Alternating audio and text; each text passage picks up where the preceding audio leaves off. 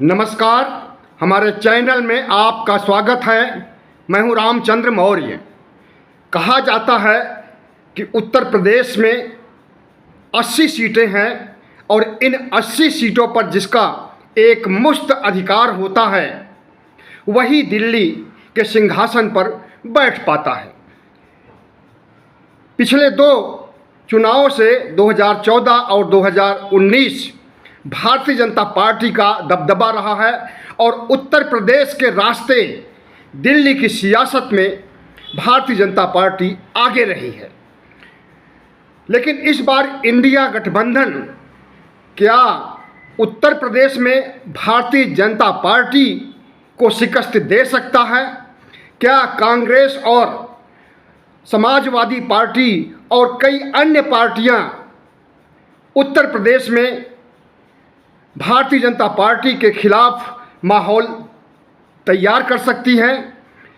हमें तो नहीं लगता, क्योंकि भारतीय जनता पार्टी ने जिस धार्मिक मुद्दे को पकड़ लिया है और जिस तरह से वह सांप्रदायिक सद्भाव को बिगाड़ करके हिंदू मुस्लिम करके 80-20 का खेला खेल करके चुनाव जीतती है और अभी 2022 में भी उसने विधानसभा चुनाव को जीता है, उस ध्रुवीकरण को, उस 80-20 के खेला को रोक पाना मुश्किल है। और अगर रोकने का मादा है भी तो उसके लिए अभी से कोई प्रयास नहीं हो रहा है।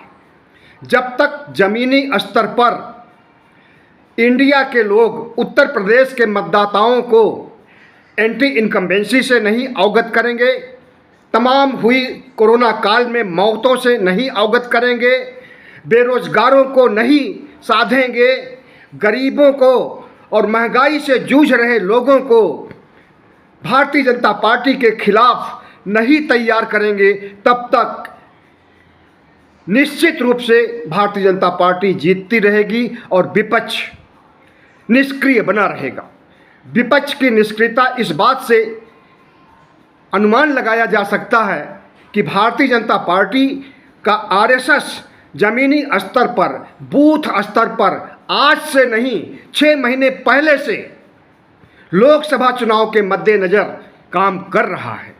और जिस तरह से उसकी रणनीति है, हर बूथ पर, हर बूथ को मजबूत करना और हर बूथ के या हर सीट के लोगों तक पहुंचना और उसे अपने एजेंडे को समझाना, यह काम महीने, 2 महीने और 3 महीने में नहीं हो पाता है।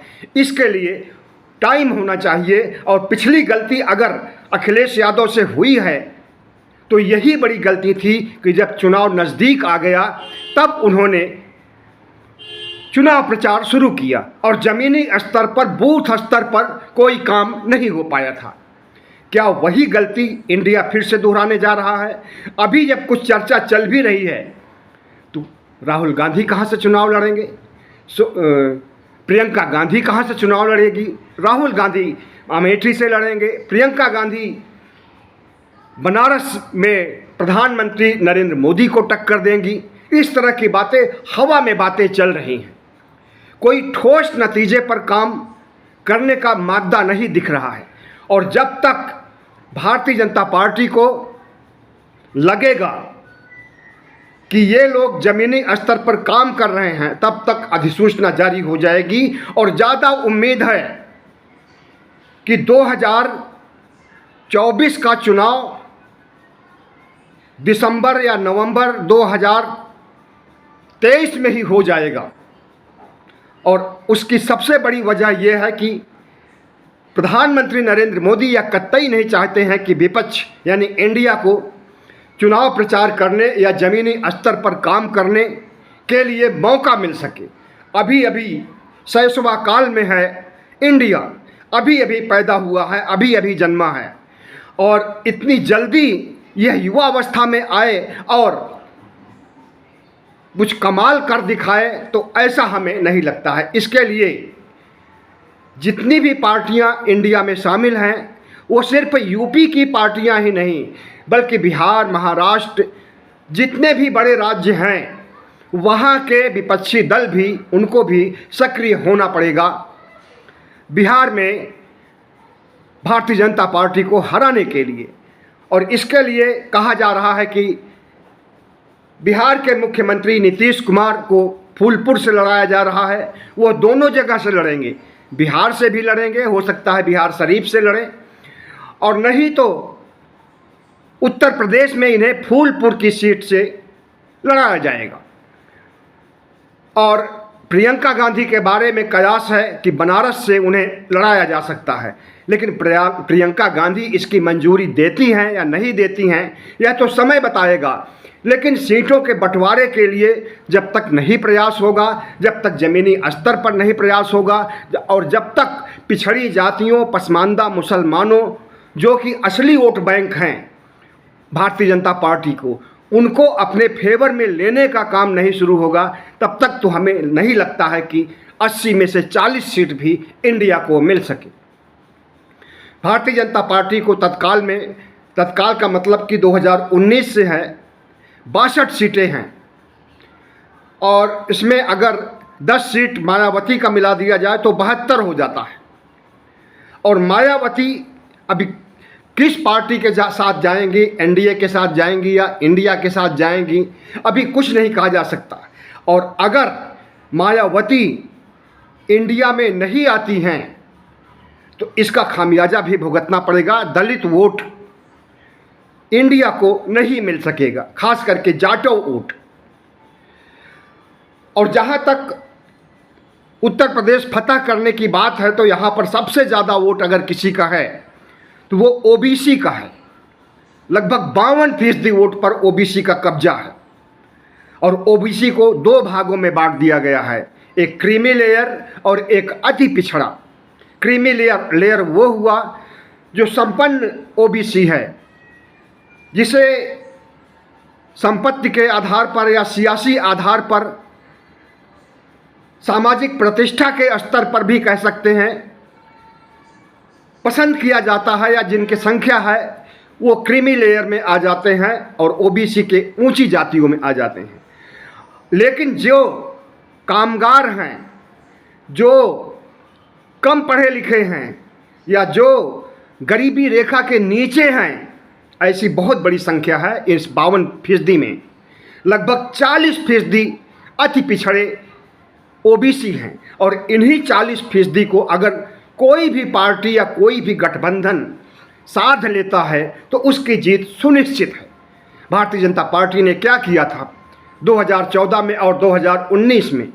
पसमानदा मुसलमानों को साधा, ओबीसी में अति पिछड़ी जातियों को साधा, और ब्राह्मण, ठाकुर, वैश्य के वोट तो उसके पास है ही, सुरक्षित हैं, उसमें कोई सेंध नहीं लगा सकता है। लेकिन जिस तरह से कांग्रेस पिछले कई चुनावों से उत्तर प्रदेश में निष्क्रिय है, मृतप्राय है, तो क्या वो एकाएक छलांग लगा करके नरेंद्र मोदी को टक्कर दे सकती है? विश्लेषक, समीक्षक कह रहे हैं कि राहुल गांधी ने पदयात्रा की है, राहुल गांधी ने हिमाचल को जीता है, राहुल गांधी ने कर्नाटक को जीता है, मध्य प्रदेश जीतने जा रहे हैं, इसका अच्छा असर पड़ेगा। लेकिन वहाँ के उत्तर प्रदेश के ग्रामीण मतदाताओं पर इसका क्या असर पड़ेगा, या ग्रामीण मतदाता कितना राहुल गांधी की उपलब्धियों को देख पाएंगे, कितना समझ पाएंगे? और समझ पाएंगे भी तो इसमें वक्त लगेगा, और जब तक वक्त लगेगा तब तक चुनाव का वक्त आ जाएगा। ऐसे में ये कहना कि उत्तर प्रदेश में इंडिया गठबंधन नया कुछ करने जा रहा है और चमत्कारिक परिवर्तन करने जा रहा है और भारतीय जनता पार्टी को शिकस्त देने जा रहा है, जब तक ज़मीनी स्तर पर काम नहीं होगा भारतीय जनता पार्टी को शिकस्त नहीं दिया जा सकता है। और जहाँ तक बात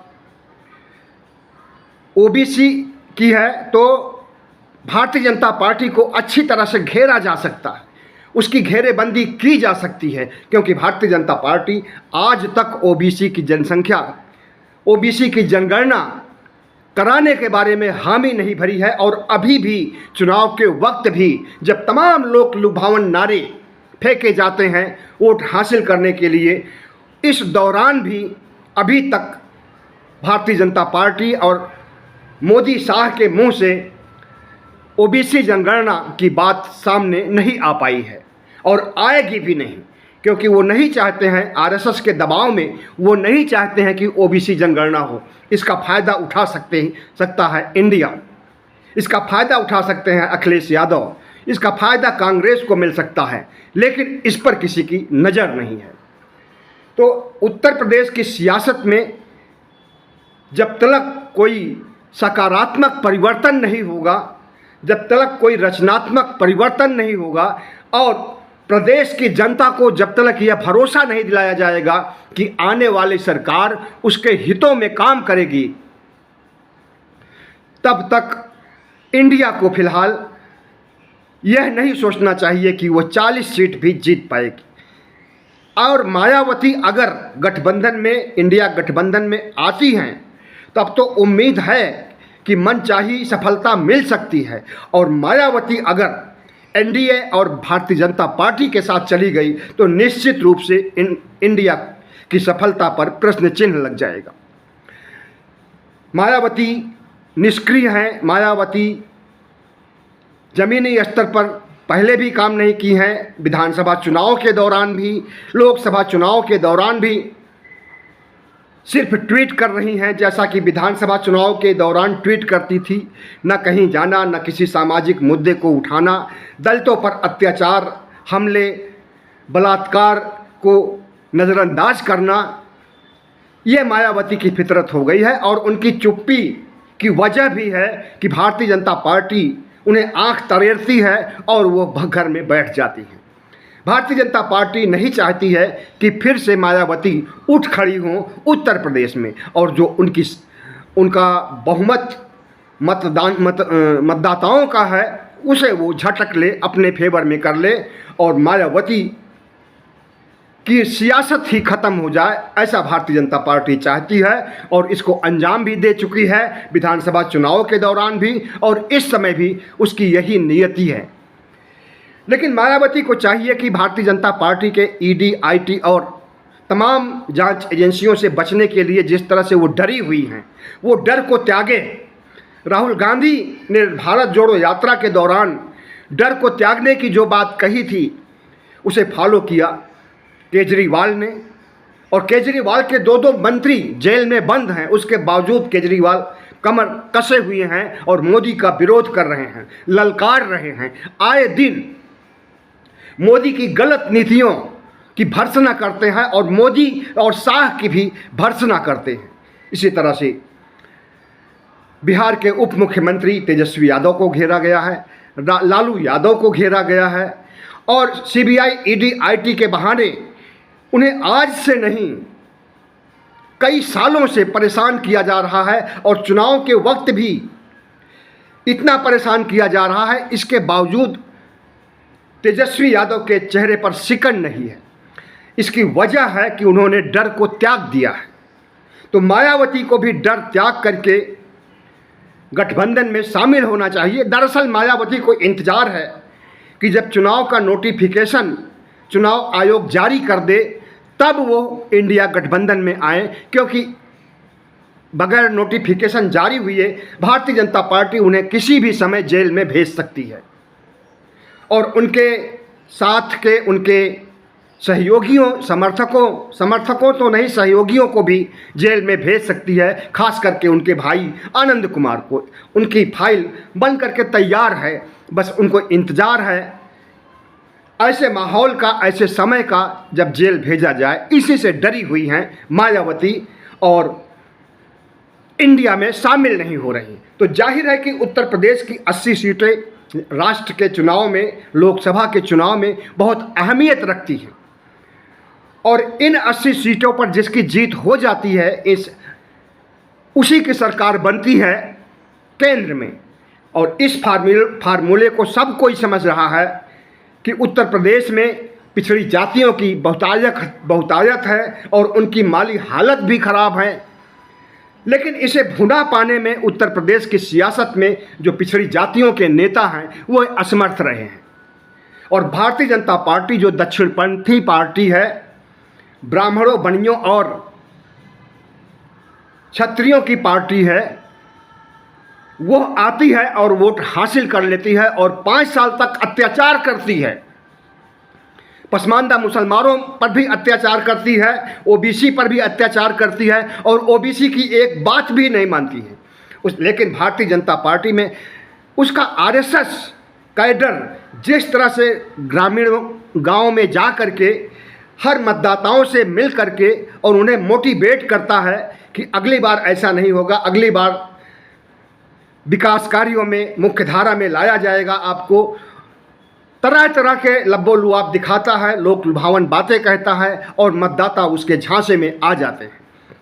इस बार भी झांसे में आएंगे अगर उन्हें अवगत नहीं किया जाएगा कि तुम्हारे हक को, तुम्हारे अधिकार को और तुम्हारे आरक्षण को छीनने वाला अगर कोई है तो आरएसएस और भारतीय जनता पार्टी ही है, ऊंची जातियों के लोग ही हैं। लेकिन ओबीसी में अभी खास करके अति पिछड़े वर्ग में अभी राजनीतिक चेतना नहीं है और उस राजनीतिक चेतना को बहाल करने के लिए कोई ठोस उपाय भी नहीं किया जा रहा है पिछड़ी जात के कद्दावर नेताओं के द्वारा। तो ऐसे में यह कहना कि समाजवादी पार्टी में बड़े बड़े पिछड़ी जातियों के नेता हैं, स्वामी प्रसाद मौर्य भी आकर के जुड़ गए और कई नेता जुड़ गए, लेकिन प्रधानमंत्री नरेंद्र मोदी ने भी जो तुरुप का पत्ता खेला है, ओपी राजभर को अपने फेवर में कर लिया है, इसका फ़ायदा उन्हें मिल सकता है। ओपी राजभर से जो रिक्तता आई है पिछड़ी जातियों के संगठन में और पिछड़ी जातियों को जिस तरह से निशाना बनाने का काम प्रधानमंत्री नरेंद्र, पिछड़ी जातियों के प्रतिनिधियों को, सांसदों को, विधायकों को निशाना बनाने का काम प्रधानमंत्री नरेंद्र मोदी ने किया है और कर रहे हैं, इस पर विपक्ष मौन बैठा हुआ है। तो जाहिर है कि भारतीय जनता पार्टी जिस तरह से इंडिया गठबंधन को तोड़ने का प्रयास कर रही है, महाराष्ट्र में शिवसेना और शिंदे गुट के शिवसेना को तोड़ करके अलग कर दिया है, उद्धव ठाकरे की शिवसेना को तोड़ करके अलग कर दिया है और जिस तरह से हेमंत सोरेन के खिलाफ ईडी का नोटिस अभी कुछ दिन पहले ही गया है, उससे यही लगता है कि इंडिया गठबंधन को चुनाव के पहले ही ख़त्म कर देने के लिए प्रधानमंत्री नरेंद्र मोदी पूरी कोशिश कर रहे हैं। अगर इस कोशिश में सफल होते हैं तो उनकी तीसरी विजय यात्रा भी सफल हो सकती है। और एक बात और, धार्मिक ध्रुवीकरण का अंदाज तो इस बार होगा लेकिन कुछ बदला होगा। धार्मिक ध्रुवीकरण में मुसलमानों को नरसंहार की बात फिलहाल इस समय नहीं की जाएगी, दंगे भी नहीं कराए जाएंगे, लेकिन 21 जनवरी 2024 को जब राम मंदिर का उद्घाटन होगा उस समय पूरे देश को, पूरे प्रदेश को ही नहीं बल्कि पूरे देश को भगवामय करने के लिए पूरी तैयारी चल रही है।